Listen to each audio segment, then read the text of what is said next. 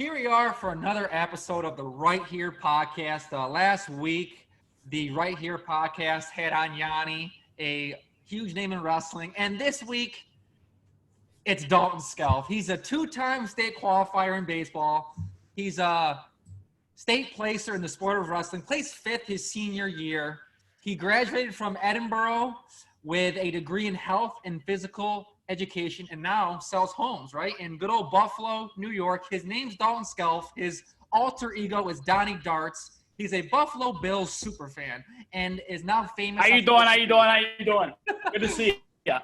Dalton, say hi to the viewers. Hey, thanks for having me. Name's Donnie Darts. You're hey there, hi there, ho there. Welcome to Bills Mafia. It's right there for you if you don't know. Going to be a big year. AFC East is ours. You know, it only makes sense that this is the year that 2020 COVID comes in and tries to ruin our chance. Billy Boy will be ending over for finally first time in 20 years. Now that Tommy Boy is gone and gonna go dominate that seat. 70 pounds ago and 10 years ago, I took fifth at states wrestling. Haven't got on the mat in a long time. Recently lost about 25 pounds. I was up to about 220 I was 95 pounds heavier than my fighting weight my senior year in high school. So that was, 5'5", so I was carrying the weight quite well. A little thicker. Move out to Buffalo, New York. Don's getting married to Deb here in 3 weeks. Things aren't perfect, but we're making it happen. Happy to be here. Thanks for having me on the show. Yeah, and congrats on the soon-to-be marriage. I was invited. I just got the letter in the mail today saying that it's just family. So, hey, I wish y'all the best, and I may send y'all a special gift. Hey, I call that the COVID invitation. Yeah, we'll hate it. The old fucking deal. So, before all of us talk about the Bills and the AFC East, let's just talk wrestling for a bit, Dalton. Talk us through that senior year of states, placing fifth in a pretty tough bracket. Let's I think you're being a little generous. Yeah, the bracket was okay. I went my junior year. Absolutely manhandled my first match. Really embarrassing, to be honest. I think I got cradled 5 different times. Got tech followed by the kid who took second. Honestly, would love to wrestle him again because I don't think he ever would attack me again. The nerves were there. Went 2-2 my first year. Senior year came back. Won my first. I was very, very good at winning matches, and that was it. So, 1-0. 2-1. Once I got a lead, it was fucking stall, lay on your back, call injury time, whatever you could do to get a little breather, on top, the legs in, and just pretend to power half roll, because that was what it was. You stand up off bottom, you get out, you take them down once, you win 3-1, 3-2. So senior year, first match, won in double overtime. Senior year, second match, won in overtime. And I believe that put me in the semis against Nick Wilcox, who was a 2-timer. He beat Paddock one year, and then I think got teched by him the next year. I don't know how the hell that happened. And, going to bed the night before I was in the semifinals, I was like, all right, I placed. If I have one lucky match, I can be in the state finals. And in my head, I'm like, I got to do what I normally do. Go 0-0 after the first. He gets out in the second. I get out in the third, or vice versa, and go for a hero shot in the third, and maybe take him down with 20 seconds left. Didn't go that way. It was actually 0-0 after one. Second, it was 1-0. I'm out in the third. It was 1-1. I was in my head. Everything was just going. He took me down. I went for a big move, put me on my back, and pinned me. So didn't make the state final. Ended up going to the loser's bracket and wrestled a guy by the name of Kevin Cott from East Aurora. Mm-hmm. Wrestled Kevin Cott 5 times. Lost to Kevin Cott 5 times. 3-2 every single time. That was to go for third and fourth. I lost. I went and sat in the last row of the Times Union Center, whatever is there in Albany. Cried, threw my headgear, broke it. Literally just sat there and cried for hours until my next match. Didn't even warm up my next match. beat a kid, Andy Lehman, who ended up being a state champ for 5th and 6th. He was a state champ, I think, 2 years later. He was like a 10th grader at the time. He was tough. And to make the story better, my parents came out that day, and they decided to park next to a McDonald's right by the arena. And at the McDonald's, it specifically said, "Do not park, we'll get towed." My stepdad didn't give a shit. He was parking there. So right after states, we watched the finals. We were actually going to Las Vegas the next day to see my brother. Yeah. And we go outside to find our vehicle, and guess what? Wasn't there. So we had to walk about 3 miles in the fucking freezing cold of Albany to our vehicle. And luckily, we did get it out of the tow yard in time to drive back to Buffalo to hop on a plane to Vegas. And funny story leading into that, my girlfriend from high school actually came with me on the trip to Vegas, and we ended up sleeping on the floor together. And, I was so dehydrated all the time during wrestling because you're cutting weight like crazy. I remember my last weigh-in, I weighed 123.6. When I got to Vegas the next day, I was 138.4. And I was like, that's some serious work. And that night, I don't know if it's because I wasn't used to getting up in the middle of the night or what, but I pissed all over her. I peed the bed and peed on my girlfriend time because I wasn't used to getting up in the middle of the night. So, yeah, it was a nice little end of the weekend.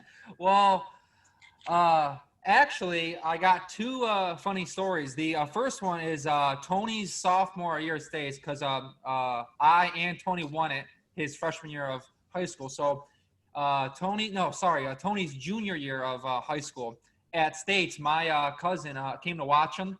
His car towed. His car was towed in Albany. Okay, story number 2, my state finals match. The weight was 123 that second day. Was it What'd you say? Austin Keogh? Oh, well, I wrestled Keogh my junior year at States. But yeah, my state finals match, it was against Jeff Olina from East Rochester. That's right, from Pale Mac, right? Well, yeah, he was from Pale Mac. But so that night of the state finals, I weighed 136. So I gained 12 to 13 pounds in like a 12, 13-hour span. Nah. Yeah, so they'll get you. Yeah, I also cut a bit listen, weight. You gained 95 pounds in 10 years. It fucking happens. I mean, what are you gonna do?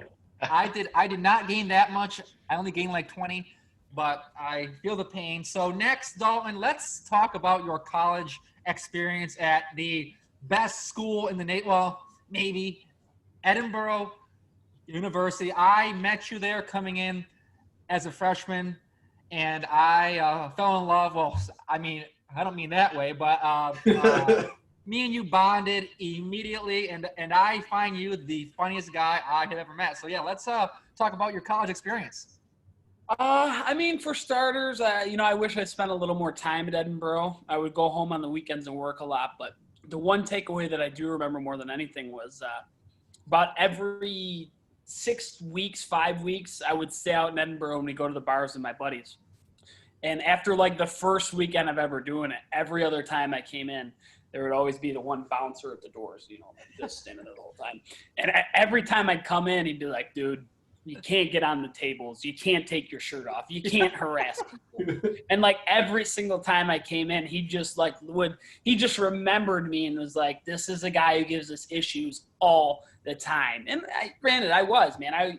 If I'm going to go out and drink it, I don't drink to casually drink to have fun. I'm going to go out, get drunk, and have a story to tell. One specific one that my buddies seemed to love, there was a girl who had this, I call them a drug rug. I don't know if everyone knows what that is. It's like those heavy Bob Marley looking fucking sweaters that everybody used to wear. And I was sitting at the Borough Bar, and this girl walks by me, and I was like, I love your drug rug. And she's like, oh, thanks. 5-10 minutes later, she walks by again. I'm like, oh, I love your drug rug. She's like, oh, thanks. I do this, honestly, probably 15 times in an hour, man. And this girl is just done. She doesn't want anything to do with it anymore. She's sick of it. So finally, she comes walking by again, and there's a guy behind her, and I was like, she's like, just shut the fuck up. And I'm like, I love your drug rug. It's great. And the guy pushes me and walks toward the bathroom. Yeah, so I take my stool and I slam it against the bar like I'm real pissed off, and I go running in the bathroom, and he like turns around again in the bathroom, like, hey man, what's up? And I drop my pants all the way to my ankles and stand right next to him, pee, and all these other people come down running from the bar and like open up the bathroom door thinking like we're in a fight or something. All they see are my butt cheeks facing the entire bar because like that's where the toilet faced. So that was a pretty good one. And you know, everybody's like, did you guys get in a fight? I'm like, oh, I just had to pee. I just went in there to pee. So, needless to say, like, the bartender came up to me and was like, yo, you got to stop saying stuff to this girl about her drug. Like, she's getting really So, we let her go after that, you know. Well, but we had some good times at 125A, man. Yeah. Yeah, and, you know, I spent a lot of time at home with you and Chris Mitchell and Nick Mitchell playing Call of Duty. And, you know, those times were pretty fun back in the day. Oh, cool. You can't beat it. Get out of class at 12, go to the weight room till 1. You have 1 till 1 a.m. to just literally sit down in the chair, throw some chicken fries in the deep fryer, eat them up, have about 40 on a plate, and play Call of Duty for 12 hours. I mean, Mountain Dew, Dr. Pepper, life was good. I remember Sam, he wasn't allowed to have – Sam Sr. would kill him if he saw him with a Mountain Dew. So he came to our house like it was grandma's house. He's allowed to have sweets. Couldn't believe it. So now our boy Donnie here is selling homes. So that's why I brought my friend here from Lincoln, Aric, on the show, because both of y'all are so good at selling homes. And I figured, hey, this is a good bondage and a good talking platform to speak about the knowledge of selling homes, how to perfect it. So Aric, just share the background of starting to sell homes and like say hi, Donnie or Dalton. Hi, Donnie. I gotta ask, is the hair real? It's not. Some people think it is. Like girls at the bar will come up to people like this, and I'm like, do you really think it's real? No. I would buy a house from you if you were wearing that. Actually, believe it or not, I do have a client right now who the first time he showed up to a showing, he has a Volkswagen Beetle with a huge like old school Buffalo Bill on it. And I was like, dude, that is sweet. I'm like, listen, I don't usually tell people this that I work with, but I'm going to tell you, like, I have a huge like Bills persona like Donnie Darts. And he's like, dude, I follow you on Instagram. So needless to say, I am finding him a home and we are moving forward with that. That is awesome. Yeah. So yeah, it's the last 5 months or so has been crazy. The market has. I'm sure you can relate. Low rates and a lot of people are having more time to work on their houses. So it's been fun. Yeah, I had a client lose an offer last week. I don't know what it is where you're at, but we were $27,000 over asking price and not enough. Wow. Yeah. Wow. Not enough. It sounds like you're in a little higher of a price range demographic than we are, but yeah, it's very similar. Yeah, it's pretty crazy. And the people who don't understand the way that things work too with real estate just think they're like, oh, you got to be loving this, and I'm like, no, because if you get a listing, sure, because a listing that'll sell in seconds, but if you're working with buyers, it takes 20 offers before they finally get one accepted because. Yeah. It's just like when you go to a car dealership and the car's listed at $40,000, you're paying $40,000 for the car. A house, people think, oh, it's listed at $130,000, we're paying $130,000. No, you're probably going to pay $148,000, and it's tough to drive that into people's head to make them understand. Listen, if you want it, you got to pay this price. It's almost to the point now where you're like, whatever you're comfortable with when you wake up tomorrow and don't want to fucking blow your own head off. Is that what you want to offer? Because that's what it takes to win right now. It's kind of crazy, but it's true. Yeah, a lot of multiple offer situations. It's unique. For sure. There was one the other day with 62 offers on it. Holy cow! Yeah, I mean it was priced. So what happened is the owner of the property, their cousin is actually a real estate agent, so they weren't going to take any commission on it. So they priced it low to try to get a lot of calls to get, some clients built up and things like that. So they priced the home just way, way, way too low. Probably $30,000, $40,000 under. It was listed at $160. Probably should have been listed at about $190 and sold for like $227 cash. Wow. So just sickening, really. That's impressive. So yeah, the both of y'all also were very good baseball players. So let's just talk about how baseball and for Dalton how wrestling has impacted y'all to be better people now. Because I know that Dalton's team back in high school, was pretty solid, and the same with Aric's high school team and his college team. So let's just talk baseball now. Dalton, start it off. I'll tell you a funny story. So, at my school, I went to a smaller school in New York. I graduated like 68 people, but we were very good in baseball. My senior year, we were ranked 3 in the state, and there was a team that was AA, Jamestown, that was ranked 6 in AA. They graduated about 330. We were 60. We were ranked 3 in the state. They were ranked 6, but they were 6 for AA. We were 3 for D. And we actually beat them in a game like 7-3, which was, that's pretty nuts if you really think about it. But that's not my funny story. My funny story is our high school team every year for spring break would go down to Myrtle Beach and play baseball. And if you were younger and you weren't on varsity, but your family wanted to make the trip to, just get used to, you might pinch hit or pinch run or be put in the outfield for like half an inning. The games didn't mean anything. It was just like a spring training thing. So when I was in 7th or 8th grade, my stepdad was always hard on me with sports and things like that. He wanted us to go. So I go down and I got to pinch run twice. Mm-hmm. So I'm on first base. I'm nervous as shit. I graduated young. So in 8th grade, I was 13 years old, I think, maybe 14, playing against kids who were 18. Yeah. And I go to first base. I'm pinch running on first base. And the senior's up, probably about 5'10", 195, like a bigger kid for high school. And I'm probably at that point like 5'3", 100 pounds maybe, like fucking small. And he hits a line drive to first, I thought. I didn't know that it bounced right in front of home plate and went to the first baseman. So when I started to take off, I got my jump and I saw the line drive. I saw the first baseman catch the ball. So I ran back to first to not get doubled up. Yeah. Well, he didn't catch it. It bounced right in front of the plate. Dude, the guy in the batter's box coming down fucking murdered me. We both met at first base, and, dude, I just went flying. I got crushed.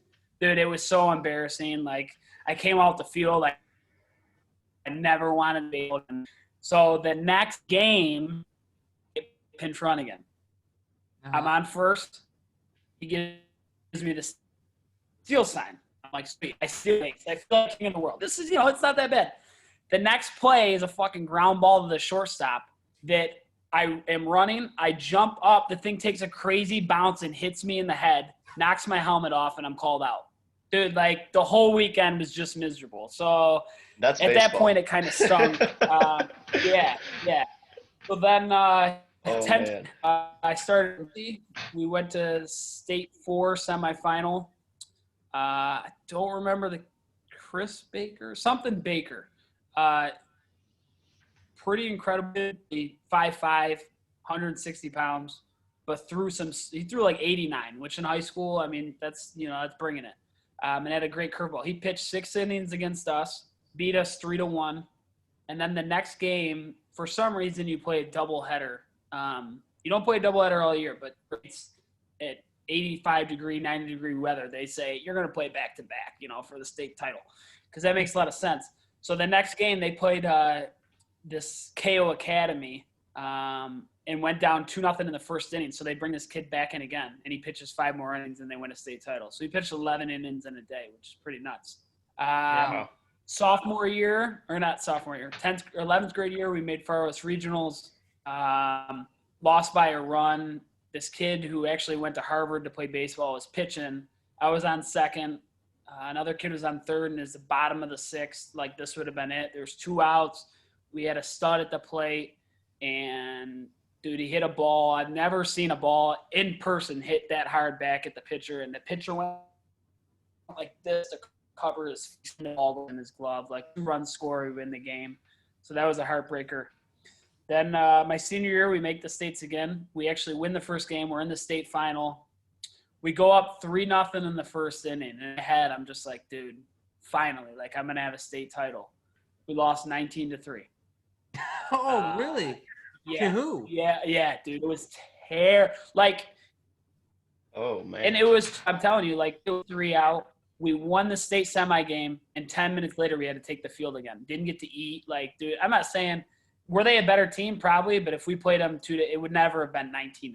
Like, It was just. But that was a huge kick in the balls. That's for.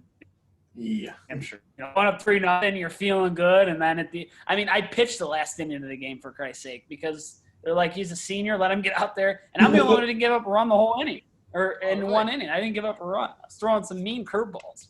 Who was the opposing team? Why can't I ever think of it? My sophomore year, we lost to Fort Plain. Mm-hmm. My senior year, I can name the other. Seton Catholic and Oyster Bay were the only two teams in the final four. I always struggle.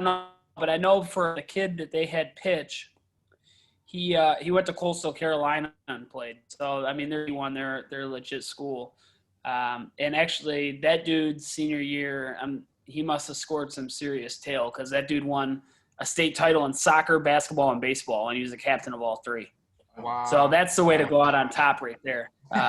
Yeah, I can't remember the name of the school, though, that we played, which is crazy because I'm usually like an encyclopedia with that shit. Yes, so you are. If I could, if somebody asked me, hey, Coach Recco or just Sam, asked me who, out of my friends knows the most stats about sports other than myself, I would probably say Dalton Scalf, a.k.a. Donnie Darts. But even if they included you, you would still say Dalton Scalf. Maybe, maybe I would. So, Aric, any baseball stories that top his very shitty base running? Oh man, no, dude, I can't top that. I mean, you see a kid come in, and I'm guessing how tall are you? 5'5"? I'm 5'5", 5'6" with boots on now. Okay, you see a little guy come into pinch run, and immediately you're thinking, this guy's fast. He's a base running specialist. And yeah, I'm picturing it in my head of you getting run over and then hit in the face with the ball. Dude, it was terrible. Well, it couldn't have been any worse. I'm telling you. So the same thing. And I actually, the year prior, I played in the 13th series. Oh, really? This too. And a fun story about it, actually. Yeah, so it was really messed up. We had a great team. We made it to the 13-year World Series. Not the same as Little League, obviously, because there's nobody from other continents or anything. But still, there's 8 teams left. We were in at this small place in Western New York, and we lost every game by a run. Really? Yeah, we were 0-4 in our bracket. Lost to the runner-up by a run, and I truly believe my coach passed away now, so God bless his soul. But when he got there, he changed his mentality. He went to let's let everybody play and enjoy this experience. Yeah. I get it to an extent, but what the fuck, dude? We're trying to win. So we lost every game by a run, so that sucked. But there was a time where I was on third base. I don't know why, but in my head, I thought the count was 3-2 with 2 outs. So on the pitch, dude, I was running. Yeah. Turns out the count was not through. It was like 2-2 or something like that, and it was a ball. Dude, I got I'm sure it wasn't as long as I thought. Probably like a 3-minute rundown, little pickle action. And my coach, I remember looking over at him. He just threw his hat down and walked away. I remember looking up in the crowd, people are screaming, and you know what? I ended up being safe at home, which was pretty sweet. But nice. We were down that game we were down 5-0 too, and we ended up losing 5-4. So it sparked a little comeback. But dude, that also was a moment in my life where I was like, shit. Did you catch a lot of chatter from opposing teams when you're on the bases? No, not really. I mean, honestly, generally I was good. I'm my senior year, I think I had 37 stolen bases and got thrown out once or something like that. Nice. Nice. I did cheer like crazy in the outfield. I do this little high pitch shit that other teams could not stand. And you can hear them always trying to mock me and stuff. Yeah, the group I grew up with, we were talkers. We had what was called the barnyard, so we'd all make different farm animal noises during the game. The opposing teams didn't like us. And the umps probably didn't like it either. The umps would always bitch about it. We'd get our warning in the first or second inning. Oh yeah, all the time they'd be like, 3, knock it off. Yeah. That's good. Yeah. I played some baseball too. It's a great sport, but obviously my passion's wrestling. So, yeah. So, Dalton, tell us, who's your favorite college wrestler or freestyle wrestler now, and why? I got an easy answer for you. Okay. Actually, thinking about it, it's Kyle Dake, and here's why. Okay. And here's the story. Kyle Dake is a 4-time national champ in 4 different weight classes. First person ever to do it. Okay. Mm-hmm. Well, I beat kid 4 times that pinned Kyle Dake. So technically, when you talk about wrestling greats, Jordan Burroughs, Kyle Dake, Cale Sanders, Dalton Scalf, because technically, I mean, listen, Dake may have gotten spladled, while he was winning 10-0. That's not the point. The point is the kid that I beat 4 times beat Kyle Dake. So yeah, technically, I'm pretty much right there with him. Wait. Who is that kid? I mean, I got no other answer for it. Who were you talking about? Who pinned Kyle Dake? Chris Connie from Fredonia. Gotcha. Yeah. No, I don't know. Everybody's kind of got their thing. Everybody was good for a different reason. Ed Ruth was nuts, things like that he could do. David Taylor was just on another level. I don't know if I really had an absolute favorite. Everybody kind of did. I would say I have some. I don't know why I can't stand Logan Stieber. I don't know if you've ever had him on here, but sorry, dude. I could never stand you. Don't know you. You might be a great guy, but don't care for you. I love Stieber. Yeah. I don't think I'm trying to even think if there are people that I really don't care for. Ramos from Iowa, never really liked him. Not really sure why. Gilman, don't like him. But yeah, I don't think I really had an ultimate favorite. I mean, maybe if you said a name, I might be able to be like, okay, that might be the guy. But I mean, would you keep a Ferrari in the garage? Oh, I know where that's coming from. Do you want to give your impression of the Gift Gregor Gillespie? Yes or no? Do you want to do it? I think I have to. So in high school, there was a tournament, the first tournament of the year that we went to, my school. And it was at Webster Schroeder, which was a round-robin tournament, which was really cool because first tournament of the year, you got 10 matches in 2 days. So, you were ready to go. You could crank them win totals up. And it was a big if you won that tournament, okay, that showed that you were kind of the real deal. And the only way you invited to that tournament is a team title in the past. Okay. So Frewsburg ended up getting invited to that. And I remember when I was younger, I used to go watch my brothers. And the first year, my mom said that there was this guy who was really good who had a little perm and ends up being Gregor Gillespie. Guy wins a state title. So I remember his senior year when I went there, this dude's running around in warm-ups with a boombox on his shoulder. And I'm like, what in the fuck is this guy? Who does he think he is? Goes out and just texts everybody, just eats them alive, all chiseled up, tattoo on his thigh of Superman. And dude was a beast. But he started to title, Sweet for Edinburgh. The dude's in ridiculous shape. Some things I remember about him, though. I remember he posted one thing online, and it was a picture of his calf that was going to explode. The caption was built like a motherfucking purebred racehorse. And I was like, Jesus, dude. But he did this video. I don't remember if it was for when he started his MMA career or what.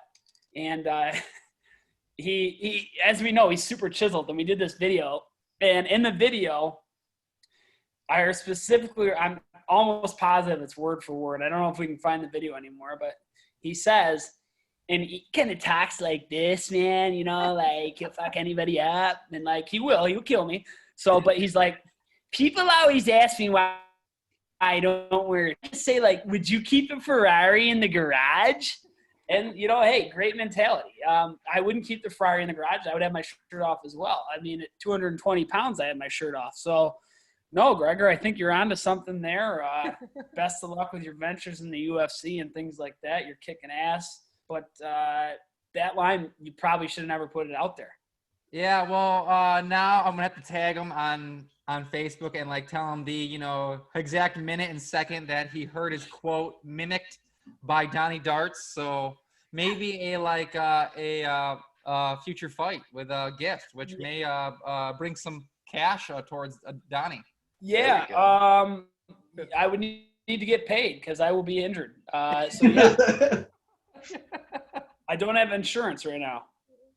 Waiting to get married to get that. Yeah.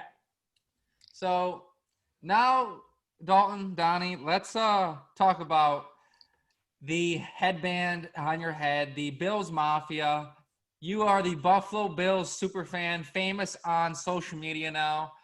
How is the fans not being able to tailgate or be there for their passionate Buffalo Bills going to affect that team?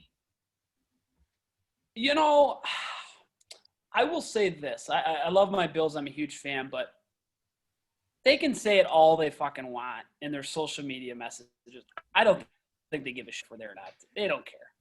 There's no way that when Josh Allen comes running out and, you know, you have some guy who played quarterback in high school, now 52 years old with a beer belly and a fucking Labatt Blue in his hand, like, Josh, you're the man! He does not care about that. He's not like, you Bills Mafia is why I do it. No, Josh, you're making millions of dollars and you like to play football. So, I mean, you know, obviously in certain situations with getting crowd noise in there, that's going to make a difference. But for the specific people that are saying, you know, we're going to miss the fans issue, you don't care about the fans, man. You probably don't want us there anyways, to be honest. But as for the fans itself, we're long overdue for some success. Nobody will ever go to 4 Super Bowls and lose 4 in a row again. I want that on the record right now. To even go to 4 in a row again. I mean, the Pats were close this year and, you know, they didn't make it. To even go to 4, I'm not going to say never on that, but no team will ever perfect the imperfection of going 0 for 4. But, you know, we're due. So it just thinks that the fact that at least for the first 2 home games, they're not going to have any fans as of right now just because the Bills, I'm a very honest fan. Sam knows that. Yeah. When very high on the Bills, you know, 2-3 years ago, you know, we made playoffs because Andy Dalton, you know, had his crazy played up Boyd and things like that. Like, we weren't a good football team. Like, we had the worst schedule we played against. Like, we got lucky and got in. We've always had a good defense the last 5 years, but offensively it's not there. But this really is the year. Josh Allen, he's going to be a top 5 in MVP voting. Write that down right now, too. You'll think about me later when you think about that. The Bills will win the AFC East if there's a full season. I don't know right now with everything that's going on in the world if there will be a full season.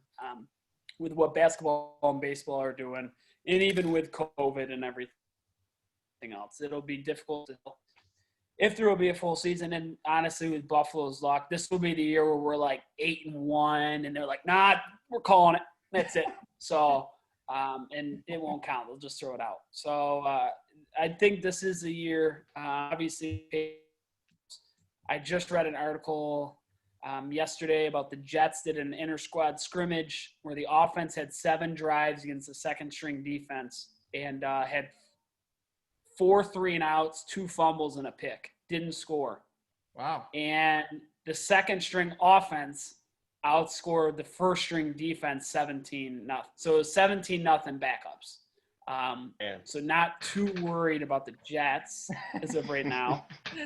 And as for, you know, Tony's Dolphins down there, you know, Tua's going to be a good quarterback, I think, but he's got Wilson and he'll struggle against Buffalo's defense. So, you know, if they play the season how they play now, they will beat San Francisco on Sunday Night Football in San Fran. The Bills will win that game. But the Bills will also be the Bills and come home the next week on Thursday night and lose to the Steelers. It's just something Buffalo would do. Like, on such a high, we beat, you know, the Super Bowl runner-ups, and then we'll get our dicks kicked in by Schittsburg, which will just be awful. Pittsburgh. Yeah, I'm not sure who I dislike more, the Steelers or the Bills, but I will say this. I'm a fan of Josh Allen. I'm a fan of Sean McDermott because Great culture. Yeah, I honestly think he's the best coach Buffalo has ever had. And that Sorry, Marv, he's an asshole. that mindset of being a wrestler and him actually being a state champion, right? Just is helping the Bills so much. And yeah, so much of sports comes to culture. I don't think that people realize how much culture really has something to do with it. But people pick on Belichick and things like that. But Jerry Hughes with Rex, people would be like, "Oh, he had 14 sacks this year," or whatever it was, but also had like 18 personal fouls on 3rd and longs. They would just give up an automatic first down. So, dude, culture's a big thing. I mean, you look at any sports. I don't like anything Pittsburgh related at all, but the Penguins every single year compete. Hmm? The Steelers, Boston sports, every single year the Bruins are right there. And it's just a culture. Like you have the Browns. They don't have a culture. They can't win shit. They had more talent last year on their roster than 95% of the NFL teams, but they don't know how to win. The Angels in baseball, they got Rendon. They got 2 of the top 5 hitters in baseball. yeah. Didn't ever get pitchers or anything. Don't have a way of, they 2000 in the NLCS against the Yankees when A-Rod hit one to right field or the center of the World Series. It's all about building a culture, and Buffalo's finally doing that. It's a very bold thing to say. But in 10 years, we will have a Super Bowl in Buffalo, and the city might get burned to the ground. The Sabres, they're still fucking digging holes, and they just they don't know what because to do. I'm actually a Buffalo Sabres fan big time, and I was so excited this year because they started in first place, and then Thanksgiving came and like 10th or 11th place, man. I was bummed, but I hope the Sabres can turn the franchise around. But this is a question. That'd be great. Yeah, but this is a question for both Dalton and Aric. Speaking of culture, and me being a college coach myself, how can somebody instill that positive winning culture into a sports program? And I'll start with Aric. That's a bold question. I feel like a lot of it comes with tradition, and especially at the college level. I've been a part of a JUCO program and a 4-year program, and there is a huge difference between the 2-year and 4-year. 2-year, a lot of the kids going there, they're obviously looking to go elsewhere afterwards. And then you go to a 4-year school where they come in as freshmen and they're there for 4 years. You got a little bit more time to kind of build that culture. A little more tough at the JUCO level, but I mean, it's just keeping guys there, having the right leadership, right captains. I think that's a huge part of it. And my experience at a 2-year program, not to say it was more, individualized, but a lot of the guys there, they were trying to get to the next step. Yeah. And the team aspect wasn't the most top priority for most of them, and that's tough. That's tough. And there's some JUCO programs that do keep that tradition, but at a 4-year school, it's probably a little easier. That's my thoughts on it. Dalton? Yeah, I think he's spot on there with JUCO schools and things like that. You're more selfish in that instance. A 4-year school, and especially bigger schools, even D1 if you're D3. Some people play a sport for the love of the sport. There are some people who end up going to a D3 college or a JUCO. I thought about doing it too in a junior college as well, but some people just play it because they love it. Where some of those kids, guess what? Shouldn't have played it in high school even. Like, dude, you just don't have what it takes. So I think it's like a coach. The first thing is you got players, athletes, whatever you want to call them, wrestlers, football players, that want to be there one. and two, that want to get better at what they're doing. I played football growing up. Again, we're from a small school, so obviously some people think, we've heard you talk about my size, that I wouldn't play football, but I was running and I had over 1,000 yards my junior and senior season. But like football, we're in the weight room and my coach would say, hey, why aren't you lifting? And I would just be like, why would I lift? I'm 5'5". I'm not going anywhere. And I mean, I was a little mouthy bastard. You know what I mean? I knew I had to go wrestling. So like, you got to have football to death, but like never did I put in an ounce of extra work. And then, from a coaching standpoint, you gotta get people to just want to be there too. Make something different.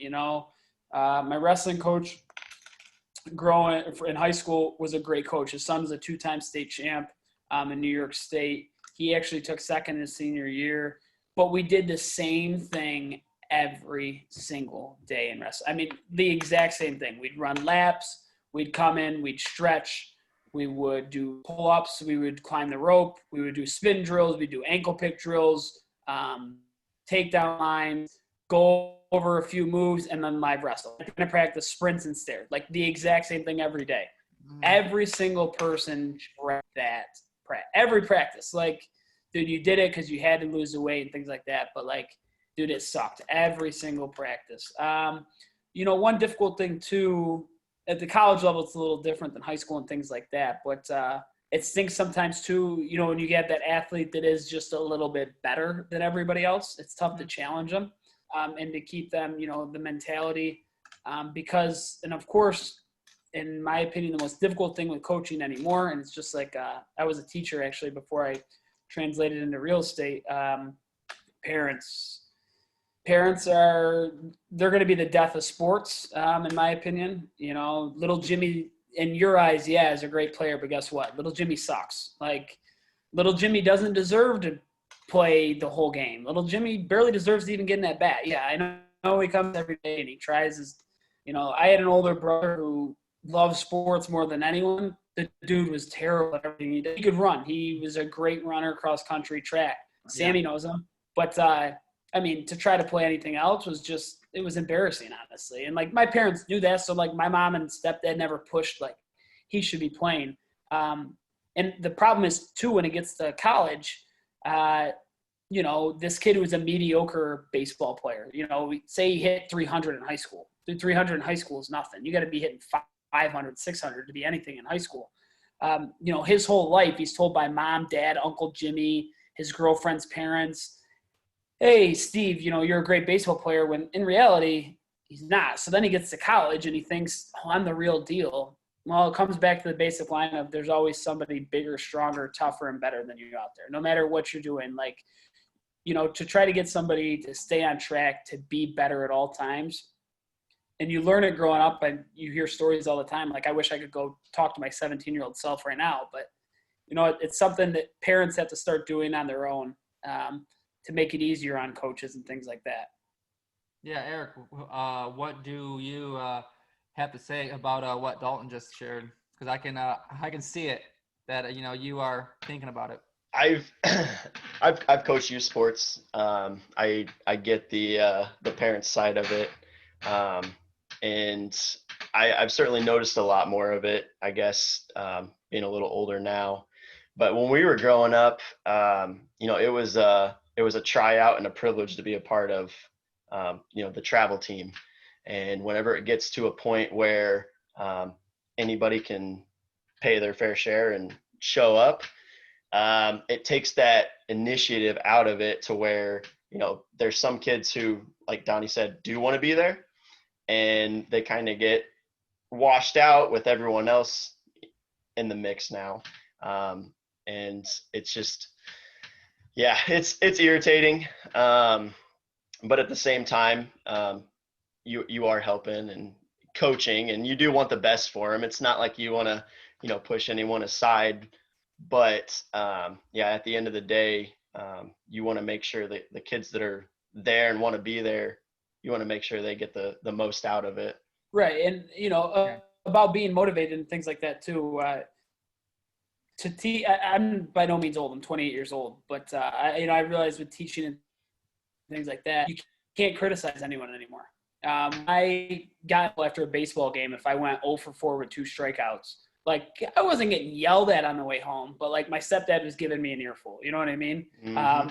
Where anymore it's you tried, like, you made contact once and hit a – dude, no, like, you should be able to tell your son or daughter or whoever it is, not a great game, not your best, not good at all. Like, you can definitely be better than that. And I just think the criticism part of it, you know, even schoolwork, when, like I said, I was teaching and things like that, like, you know that some students are able to get 85s, but they're like, well, my parents only want me to get C's. Like, what kind of standard are you setting for your kid? Yeah. No, I agree with that. And that goes back to the participation trophies. Right. But My senior year of football, I should have been offensive MVP or team MVP, one of the two. Coach didn't like me. We all at our banquet got participant trophies, and I took it and slammed it on the ground and broke it and walked out. Was that the right thing to do? Probably not. But that's how I feel about participation trophies. fair. So, I guess my next question for the both of you is that why are kids these days obviously like a bit softer and, you know, can't handle the, you know, criticism from their coaches or parents? Like, you know, what exactly has changed with their mindsets, with their physical actions too, like, you know, just bad body language, like, you know, how do parents and coaches have their kids and, like, their athletes back to having that, like, old school mindset? The issue is the parents. So I think it's the issue is the parents that you're talking, like, they are the only people, you know, it goes back to, like, family. Okay, I get, like, if you have a brother who's different, you can pick on your brother, but if other people pick on your brother, that's not okay. Yeah. So, you know, and, you know, I get it to an extent, something, but the issue is parents are, you know, feel that same way with the sport. Like, I can tell little Jimmy he's got to change, but don't you dare as some other random parent. You know what I mean? That random parent might have played, like, JUCO, you know, like D1 baseball, know what he's talking about. He just doesn't want to be the coach. He's just trying to help, but they don't want the help because it's not coming, you know, from them. We're just soft as a society anymore. Very, very soft. And I think a lot of that, I agree with, you know, what Donnie said, and a lot of that comes down to coachability. And you see it at the college level. There's kids that get to the college level and they don't want to be coached. They don't want to, you know, they don't want the help that is being given to them. And growing up, that's one thing, you know, my parents always said is listen to your coaches. They know what they're talking about. My parents wouldn't coach me. They know that they don't know anything about the sport, or at least, you know, to an extent, but they would always say, you know, listen to your coaches. They know what they're talking about, whether they did or not. But yeah, it was just a different mindset, I feel like. Yeah. Yeah, and, you know, I do wish that, you know, kids today and, you know, this generation would have that, like, same old school tough mindset. But I mean, obviously the times change and we have to adapt with it as coaches and parents. But I obviously don't like it, but it is what it is. And, you know, we have to roll, you know, with the changes. Yep. So Dalton, Donnie, let's do a little speed round here. I'm going to ask you some quick questions, and Aric, you know, he can also hop in if he feels the need. So let's do like a 10 to 15 question speed round. Are you ready? Yeah. Favorite Am I athlete? answering like as fast as I can? Wait, what? Am I answering like as fast as, like, not even thinking, or can I think for like a brief second? Yeah. I'm gonna ask him fast. Answer as you know, quick, but also give us a thorough. All right, let's go. Let's do it. Okay. Favorite athlete of all time is who? I lost you. I can't hear a word you're saying. I'm losing you, buddy boy. I got nothing. Everybody's frozen. Maybe go to Aric for a second. It is actually you and, like, your Wi-Fi. It's been sketchy all night, right, Tyler? Yeah, I noticed. All right. So anyways, go on. We're ready now. Favorite athlete of all time is who? Favorite athlete of all time? Probably Tiger Woods. Tiger Woods. Absolutely. Your favorite Buffalo Bills player of all time? OJ. No comment. Favorite movie of all time is what? I don't really have a favorite. The Town, Prisoners, Dark Knight, those three are probably anything with a little twist with it. Shawshank. Anything with a little twist is good stuff to me. The Prestige. Oh, yes. Yep. Good one. Aric just watched Shawshank the first time a couple of months ago. I forced him to watch it. Okay. It was all right. It was all right. Oh, buddy. And also, I showed Aric American History X for the first time as well. Never watched it, to be honest. Don't really care to watch it. It was good. It was good. good. It was a different perspective. Yeah, it's a great story. So, Dalton, your favorite sport? And I honestly don't know the answer to this one. Honestly, all for different things. There was nothing like scoring a touchdown on a Friday night in front of like your hometown. Yeah. But winning a wrestling match was cool because like it was all you. There was nobody else like to give credit to. I'm a little selfish in some instances. Baseball was cool because our school we were always very good at baseball. So like it was cool to not ever be nervous. Like we just were gonna go in there and good runs. I don't think dude, I love playing basketball, but I'm 5'5" and white. Like, I mean, I don't know what you want from me. I sit at the 3-point line. I'm not getting a rebound for you. I can only dribble with my right hand. But Sammy knows I can lock him down from three. I really don't have a favorite sport. My kid will golf like crazy. I'll tell you that though. And honestly, golf might be my favorite sport, and here's the only reason why. In football, as a running back, you could have a negative 2-yard run, negative 5-yard run, 3-yard run, 4-yard run, 99-yard touchdown. And statistically, you had 5 carries for 91 yards and a touchdown. You look good. Baseball, I could go 2 for 5 with 2 home runs, 3 strikeouts. Dude, I had 2 home runs. Good game. Wrestling, like you could have a dumb move, or something, give up a 5-point move, pin the guy, win the match. Golf, you have one bad hole. You have one, you're not shooting around your life. You can't, golf is so mental, so mistake-free. And that's the only, golf might be number one just because of the challenge behind it. And honestly, I've started to appreciate and like golf more after talking to Tony, my brother, and with Aric. And I actually may start taking up the hobby of golf because I do respect it now. The hobby is if it's like fucking. Yeah. So Dalton, your favorite food? Frewsburger pizza, special pizza. Dalton, I will never forget when Nick took me back home to Frewsburg, and man, I had a Frewsburger. Is it called a Fat Belly? Yeah. Oh yeah. Oh man, that Fat Belly was outstanding. You'll be dialed in on the toilet 10 minutes after finishing, but it's worth it. Yes. Worth it. That would probably be up there. I don't know if I have a specific one, but Frewsburger's the first thing that came to mind. My mom's chili. One of those two. Your favorite college memory at Edinboro? Oh, dude, I don't know if it's my favorite, but it's got to be right there. Was the flat tire. Oh. I don't know if. I mean, I had so many. I don't know. My one. Let me see if I can find it real quick. My one picture that I took for my ID card, that was pretty good. Oh. I know I have it here somewhere. Yeah, I actually still have. Oh, here it is. Here it is. So I took this picture, and the lady was like, "Oh my, you are not going to like that." And I was like, "Just show it to me." And I was like, "No, that seems perfect."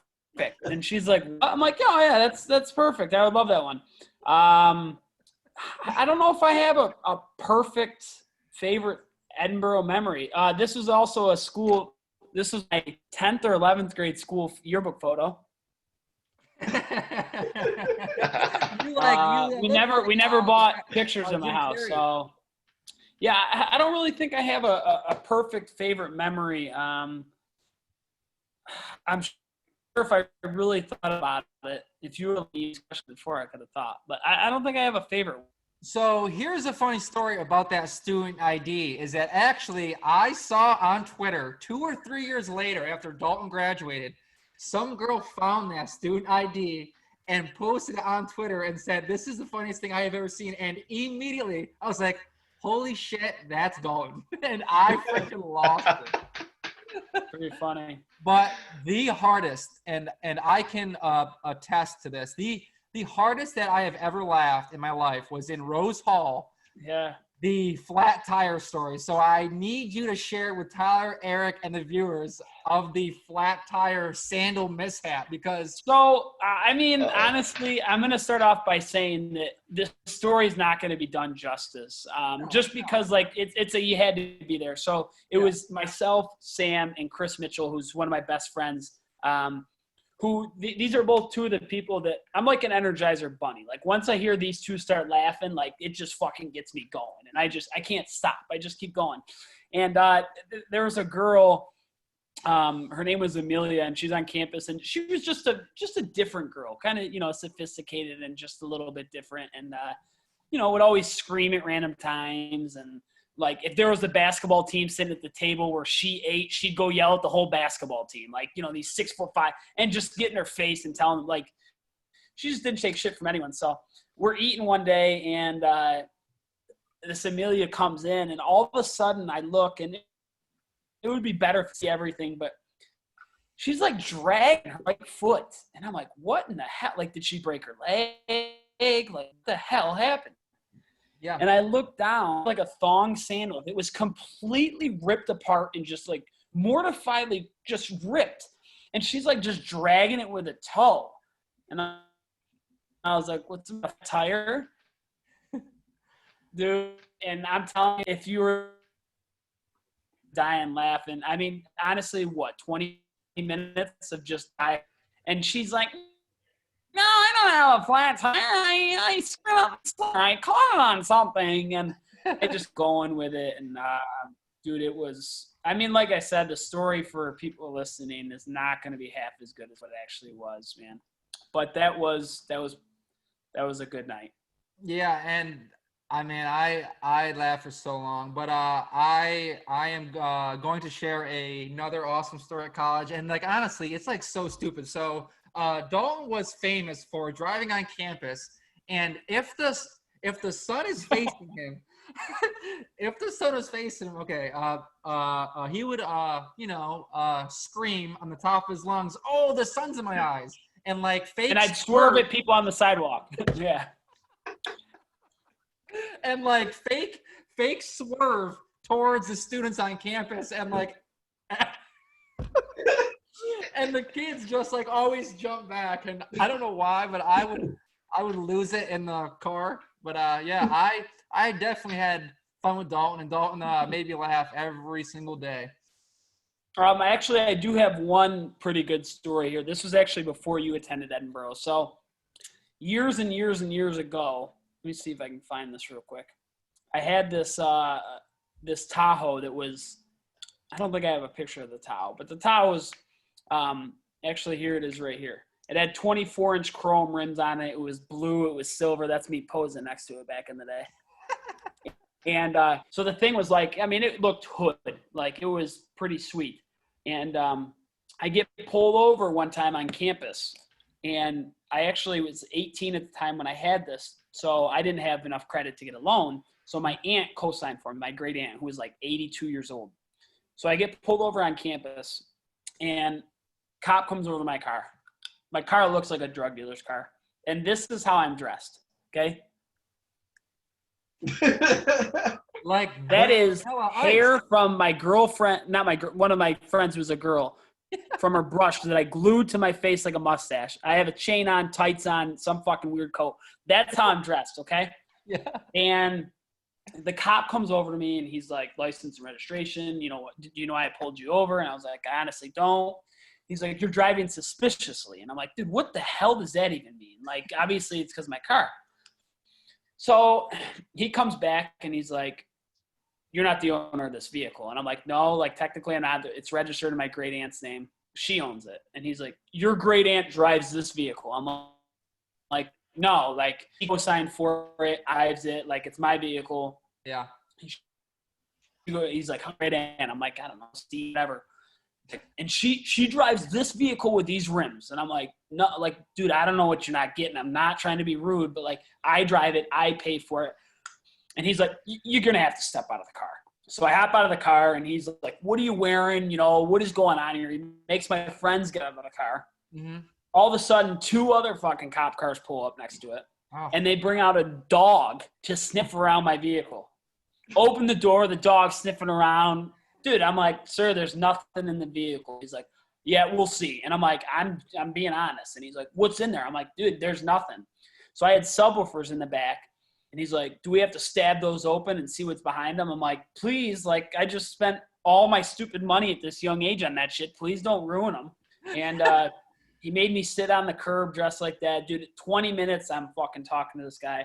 And he just kept going back to, your aunt drives this. And I'm like, dude, what the hell is wrong with you? No. I ended up not even getting a ticket, but there ended up being 5 cop cars around the vehicle. It was just like ridiculous. You would have thought that honestly, like there was drugs, guns, everything involved. On campus or? Yeah, right on campus, right out in front of the where was the buffet place? That's not Rose. What is that? Van Houten? Van. Yeah, right in front of Van Houten. Yeah, right man. where the weight room was. That's pretty wild. Yeah.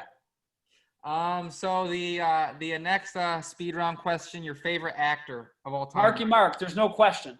And I knew it was coming. He's also my man crush. Your favorite Mark Wahlberg movie is what? Oh God, so many good ones. Four Brothers is sweet. Broken City's sweet. Shooter's badass. I mean, the list goes on and on. He wasn't great in Transformers, you know, I know that. But, like, The Gambler, great movie. Contraband, good movie. Pain and Gain, I was so hyped for and was kind of let down, but it was a Michael Bay film. What the fuck did you expect? But, yeah, Marky Mark, there's really – I mean, I don't know if you've ever seen what is it called? Fear? Fear. Have to see it. Yeah. Fear's a great flick. Him and honestly, Reese that's and Peterson. That was what got Mark kind of famous, acting. Well, that and obviously Boogie Nights with Dirk Diggler. Yeah, and how can we forget Dirk Diggler? Yeah, in Boogie. So Mark, there's no question, it's Mark Wahlberg. Yeah. So the final speed round question and the biggest one: the Buffalo Bills' final record this season, if there is one, is what? 11-5.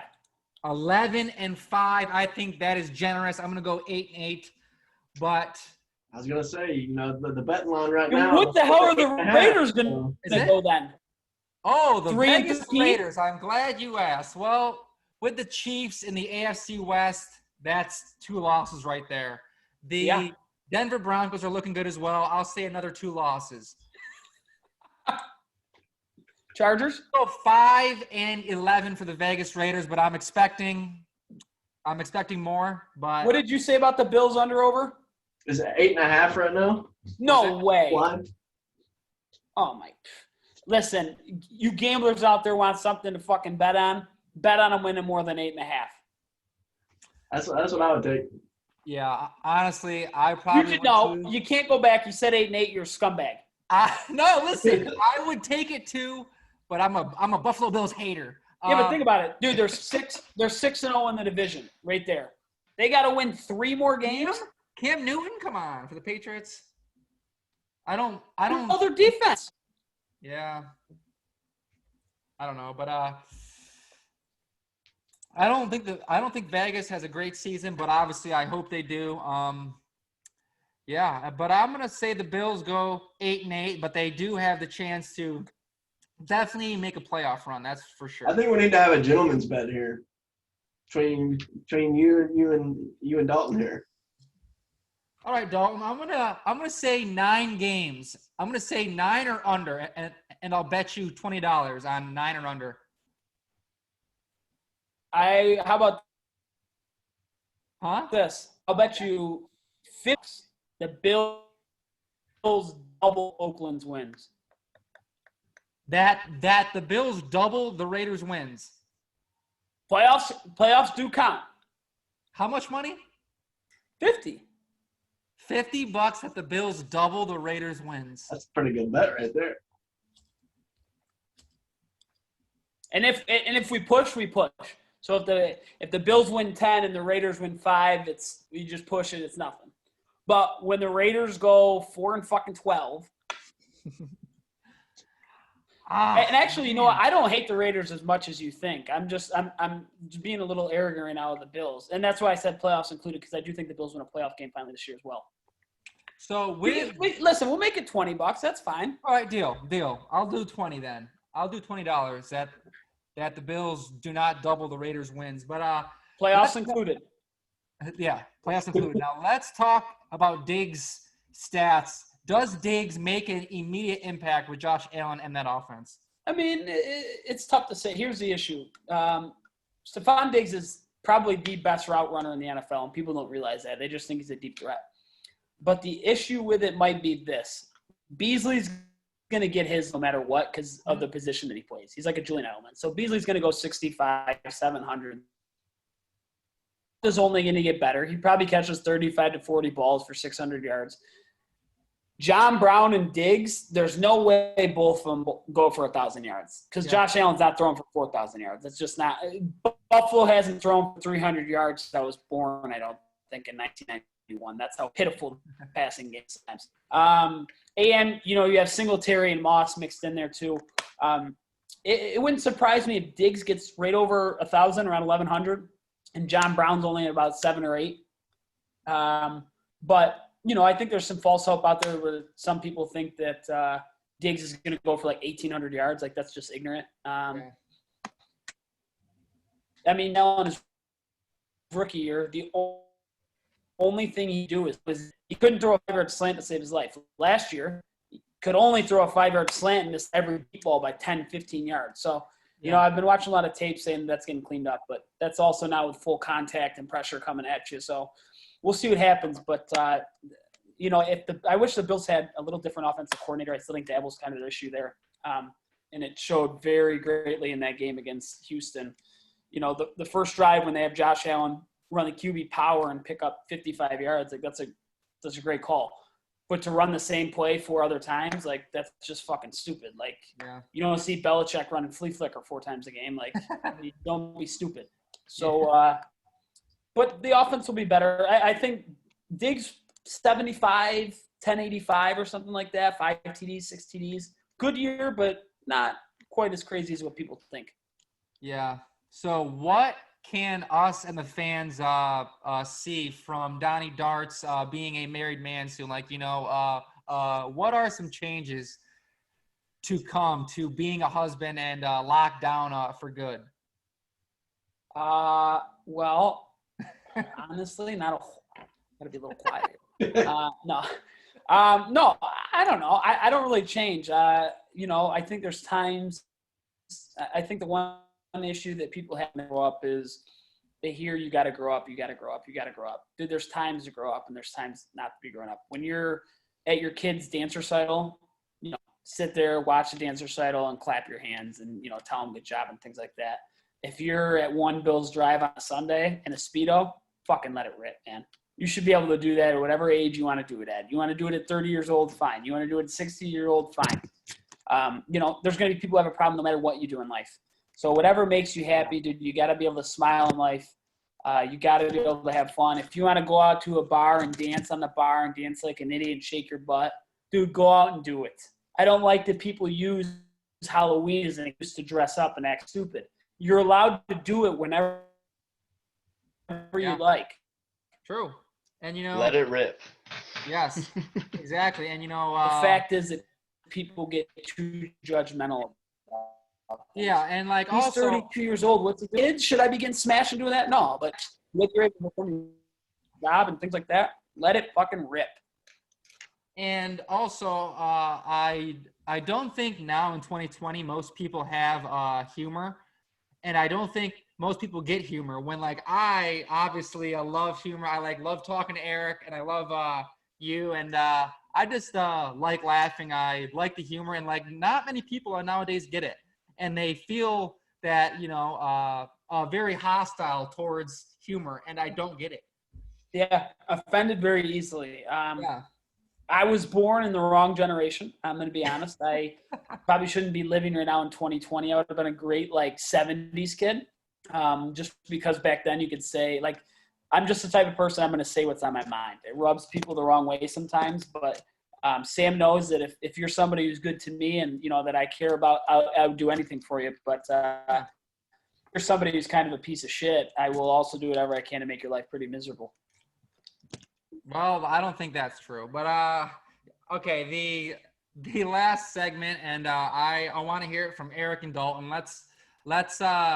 Let's talk about the tough times in the country, and I like finishing with a positive message for the viewers and the fans. And like obviously, you know, I brought Donnie Darts on here to change up the pace a little bit, to add in some humor, add in some fun, since like Hayden Haley, Nick Piccinini, Nathan Tomasello, Yanni have all been on here and have, you know, provided the wrestling background, the right mindset to have in life. So now I'm changing it up. I'm bringing on Donnie Darts here. So, you know, let's show our viewers and our fans why Donnie deep down can provide some positive and inspiring mindset in life. Dude, I think it really comes down to, I mean, the one thing that kills us right now is social media. You know what I mean? Everybody's trying to be perfect. Everybody has to show, this is what I did. This is where I am today. You know, one thing that I say all the time is you look at the couples that post every single day on social media. My boyfriend, my this. Those are the ones with issues. You don't need to post every single day showing how happy you are. Like that to me is a red flag. Like send a post every, you know, once every month, once every 2 months. Sure, do whatever you got to do, but something every single day, dude. You got to live life. You know what I mean? Have fun as much as you possibly can. That's one thing that I live by. I know that sometimes I'm too hyper and too high strung. But when I see somebody in a bad mood, like my instant thing is, dude, I got to make them laugh. I got to get them to relax and like take the edge off a little bit. And honestly, going back to like caring whatever, dude, be more selfish. Care about yourself, actually. Like the way you look, the way you're acting, the way you're perceived by others. You know, that's one thing that like I said, you got to act and be a kid in certain instances, but at the same time, there's times for it. You know, when I'm doing real estate, that obviously I'm not acting crazy, but it's okay to have that other side, because sometimes you grow up, you get too serious and you just lose track of things. But set goals for yourself. You know, what's going on right now is terrible. I don't think there's any right answer. There's so much money involved in everything right now. You know, you have the far right and you have the far left.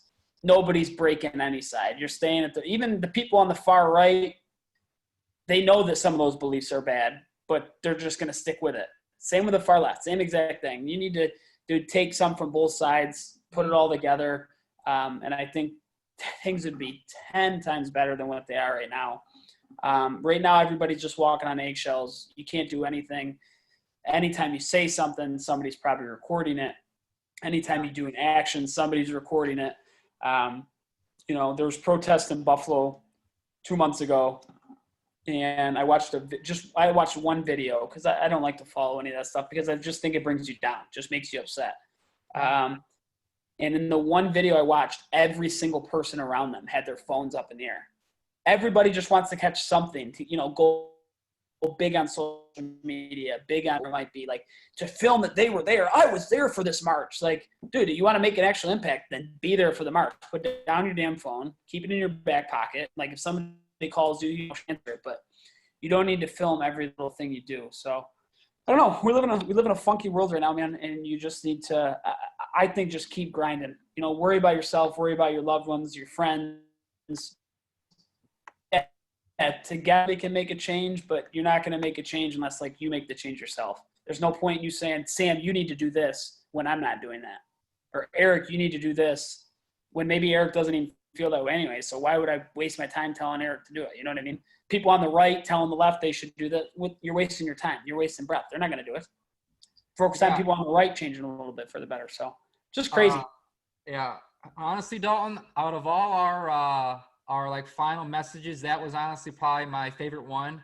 and I want our viewers to know that, hey, Donnie Darts in his off time is a funny, wild man, says some dumb things sometimes, also does some dumb things, but that Dalton Scalf, our guest, obviously has some good, insight on life, how to be positive, how to be a good person. And that's why I found a liking to you in college so much is, not only is it for the laughs, but I saw you as a good person deep down. And, that is what it's all about. That was a good message. And Aric, you got anything to say about that message or a message of, your own? Yeah, I mean, I agree with a lot of what Donnie said, and it's just there's a lot going on. There's a lot of uncertainty, and I feel like there's going to be a lot of changes here in the near future. And the one thing it always comes back to is just strength in numbers. It's a great time for communities to come together, and start loving one another.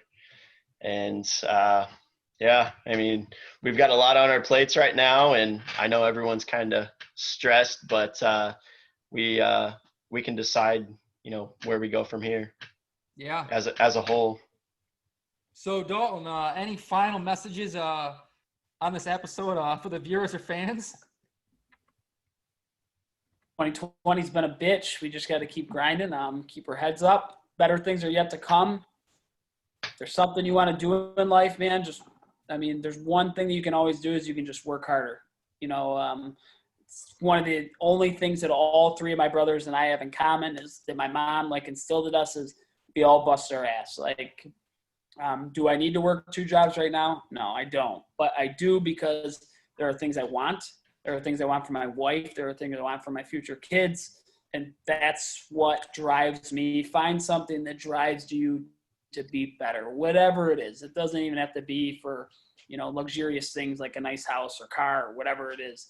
Find little things and just try to be a better person, really. I mean, dude, if you see that, I was at the beach a few weeks ago and there was this old guy who physically couldn't get water because the little girl. I watched people stare at him, not 20 minutes, but people would walk by for 10 minutes. So finally I went and helped the dude out of the water.